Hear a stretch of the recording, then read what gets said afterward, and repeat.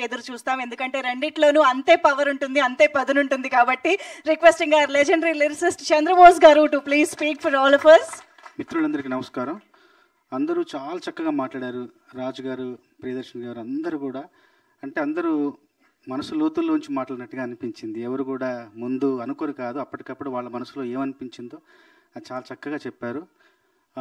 అంటే గట్టిగా మాట్లాడితే గాలిలో మనకు కనబడని సూక్ష్మక్రిములు కూడా గాయమవుతాయేమో అని చెప్పేసి అంత నెమ్మదిగా, అంత సున్నితంగా మాట్లాడతారు రాజుగారు.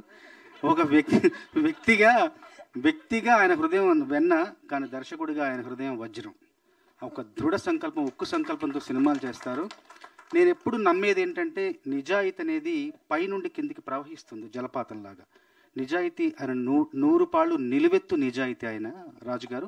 ఆ నిజాయితీ, ఆ నిజం అంతా కూడా కళాకారుల్లోనూ, నటీనటుల్లోనూ, సాంకేతిక నిపుణుల్లోనూ కూడా ప్రవహించి అందరూ నిజాయితీగా పనిచేశారు ఈ సినిమాకి. నేను సినిమా చూసిన తర్వాత పాటలు రాయడం కోసం వచ్చినప్పుడు 2.5 గంటలు సినిమా చూసిన తర్వాత ఏం పాటలు రాయాలి, ఎలా రాయాలని ఆలోచించకుండా ఈ సినిమాని ఎవరికి చెప్పాలి, ఏ పెద్ద సంస్థలకు చెప్పాలి, ఈ సినిమా బయటికి ఎలా తీసుకెళ్ళాలి, ఎలా ప్రజలకు చేరువ చేసే ఆ క్రమంలో నేను ఎలా సహాయపడాలని అదే ఆలోచిస్తున్నాను చాలాసేపు. ఎలాంటి దీన్ని ఎలా బయటికి రాబట్టాలి బయటికి అని చెప్పేసి చాలాసేపు ఆలోచించి తర్వాత కొన్ని రోజులకు మళ్ళీ పాటలు రాశాను.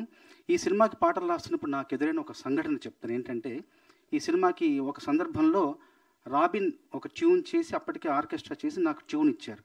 ఇచ్చిన తర్వాత నేనేమన్నానంటే రాజుగారితో 2-3 సార్లు విని, ఇది ఎందుకో నేను అనుకున్న భావాలకు, ఆ సందర్భంలో రావాల్సిన భావాలకు ఈ బాణిలో పొదగదేమో, నేను రాయలేకపోతున్నానేమో, అందువల్ల స్వేచ్ఛగా నేను ఒకటి రాసేస్తాను, రాసిన తర్వాత దానికి బాణి కడతారా అంటే అప్పటికి అది రికార్డ్ అయింది. దాన్నంతా పక్కన పెట్టి మళ్ళీ కొత్త పాట, కొత్త సాహిత్యానికి మళ్ళీ బాణి కట్టే అవకాశం కోసం నేను అడిగినప్పుడు వెనకాడకుండా మీరు రాయండి, మేము బాణి చేయిస్తామన్నారు. అబ్బాయి జైల్లో పడతాడు, అమ్మాయి ఎదురు చూస్తూ ఉంటుంది, అమ్మాయి పొట్టతో ఉంటుంది, ఎదురు చూస్తూ ఉంటుంది. అక్కడ తనొక జైల్లో ఉంటాడు, ఇక్కడ అమ్మాయి కూడా ఒక జైలు. అక్కడ ఊచలున్న జైలు, ఇక్కడ ఊచలు లేని జైలు. సో ఈ సందర్భంలో నేను రాశాను, నీదొక చెరసాల, నాదొక చెరసాల, నీది స్వేచ్ఛ లేని బ్రతుకు, నాది బ్రతుకే లేని స్వేచ్ఛ, ఇరువురి చెరలు తొలగేదెల, ఇరువురి చెరలు వేడేదెల, నీదొక చెరసాల, నాదొక చెరసాల, రాలేవని తెలిసి ఎదురే చూస్తున్నాను, వినలేవని తెలిసి ఏడుస్తూ ఉన్నాను, నీ గురుతులనే మోసి బరువెక్కాను నేను, అలసటతో అడుగే వేసి నడిచే గాయాన్నయ్యాను, నీదొక చెరసాల, నాదొక చెరసాల, నీది స్వేచ్ఛ లేని బ్రతుకు, నాది బ్రతుకే లేని స్వేచ్ఛ అని స్వేచ్ఛగా, స్వచ్ఛంగా రాస్తే దానికి బాణీ కట్టి మళ్ళీ కొత్త పాట రికార్డ్ చేశారు.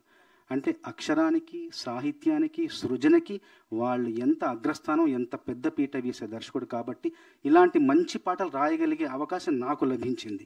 కాబట్టి మనస్ఫూర్తిగా రాజుగారికి ధన్యవాదాలు తెలియచేసుకుంటూ, ఈ సినిమాలో అందరిది కూడా ఎంత నిజాయితీ ఉంటుంది నటనలో, ఎంత సహజత్వం ఉంటుంది, ఎంత స్వభావ సిద్ధత ఉంటుందంటే అసలు నటించారా నేను నమ్మలేకపోయాను వీళ్ళందరూ నటన చూసి. మామూలుగా సినిమాల్లో మనం కింద క్రెడిట్స్లో సాంకేతిక నిపుణులను వేస్తాం కదా, ఈ సినిమానికి సాంకేతిక నిపుణులతో పాటు నటనా నిపుణులను వేయాలేమో వీళ్ళకు, అంత బాగా నటించారు. అసలు తేజ, తన్మయి అసలు ఏంటి వాళ్ళు, అసలు నిజమైన జీవితంలో నుంచి మనం చూస్తున్నామా, దొంగచాటికి వాళ్ళని ఇలా చూస్తున్నామా, వాళ్ళ జీవితం ఒక పక్కన నడుస్తూ ఉంటే మనం పక్క నుంచి గమనిస్తున్నామన్న అంత సహజంగా, అంత తర్వాత తన వాచకం ఎంత బాగుందంటే, ఎంత చక్కగా మాట్లాడుతున్నారు. అసలు లాయర్ అంటే లాయర్లానే మాట్లాడారు. తర్వాత చూస్తే ఆయన తర్వాత అందరినీ కాస్టింగ్ చేసే డైరెక్టర్ అంట, అది నేను ఆశ్చర్యపోయాను. పవన్ బాబు, నువ్వు నా పాటను పొగడేవని నేను పొగడట్లేదు బాబు, నేను నిజంగానే పొగడుతున్నా. అసలు జైల్లో ఒక మనిషి ఎలా ఉంటాడు, అతని మానసిక స్థితి ఎలా ఉంటుంది, అతని ప్రవర్తన ఎలా ఉంటుంది, ఎంత గందరగోళానికి, ఎంత అయోమయానికి గురయ్యి ఎలా వాళ్ళు ప్రవర్తిస్తారన్న దానికి అలా సాక్షాత్కారం. అసలు ఆయన చూస్తుంటే ఎంత బాగా నటించారో. మీరు ఫ్యాక్స్ నిజం లాగా అందరూ కూడా ఇవన్నీ చూస్తుంటే ఈ సినిమా ఎంత గొప్ప విజయం సాధించబోతుంది, నటనాపరంగా ఎంత పైమెట్టులో ఉంది ఈ సినిమా పరంగా అని నేను మనస్ఫూర్తిగా నమ్ముతున్నాను. అట్లాగే ప్రియదర్శన్ గారిని ఒక గొప్ప నటుడిగా ఆయనకు జన్మనిచ్చిన మల్లేశం సినిమా ఎలాగైతే ఆయనకు జన్మనిచ్చిందో ఈ సినిమా ద్వారా ఎంతోమంది నటన నిపుణులకు మరింత జన్మనివ్వాలని, కొత్త జన్మనివ్వాలని, ఆ జన్మ వాళ్ళ జీవితానికి కొత్త బాటలు వేయాలని మనస్ఫూర్తిగా ఆకాంక్షిస్తూ, ఆశిస్తూ, చిన్నవాళ్ళు కాబట్టి ఆశీర్వదిస్తూ, నాకు 3 పాటలు రాసే అవకాశం ఇచ్చిన రాజుగారికి మరొక్కసారి ధన్యవాదాలు తెలియజేసుకుంటూ, నేలపైన పువ్వులన్నీ అక్షరాలయే, నింగిలోన రంగులన్నీ కాగితాలయే, నీకు నాకు లోకమంతా ప్రేమ కవితాయే, ప్రేమలోన ఈ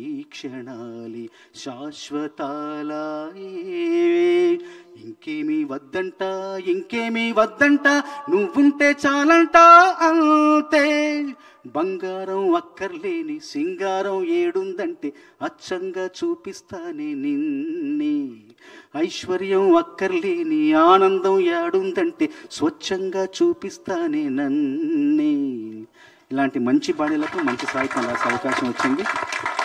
మరొకసారి రాజుగారితో ఒక అనుబంధం చెప్తారు. మల్లేశం కావచ్చు, ఈ సినిమా కావచ్చు, నేను ఒక రెమ్యునరేషన్ చెప్తా, ఆ రెమ్యునరేషన్ నేను అడిగింది తీసుకొచ్చిన తర్వాత నేను పాట రాసిన తర్వాత పాపం ఈ సినిమాకి అంత శక్తి, అంటే ఎంత శక్తి ఒక సినిమాకు ఉంటుంది, ఒక మార్కెట్ కానీ అదంతా చూసి నేను అడిగిన దాంట్లో ఒక 60% తీసుకున్నాను, మిగతా 40% అతనికి వెనక్కి ఇచ్చాను. ఎందుకంటే చిన్న సినిమా కష్టపడి చేస్తున్నాడు. నేను ఎందుకు ఇప్పుడు ఈ సంఘటన ఎందుకు చెప్తున్నానంటే, వచ్చేసారి ఈ సినిమా ఘన విజయం సాధించి నేను అడిగినంత మీరు ఇవ్వాలి, అది నేను తీసుకోవాలని నేను కోరుకుంటున్నాను. చాలా అద్భుతమైన సబబైన కోరిక సార్, నిజంగా థ్యాంక్ యూ. ఇది సార్ చెప్పినట్టు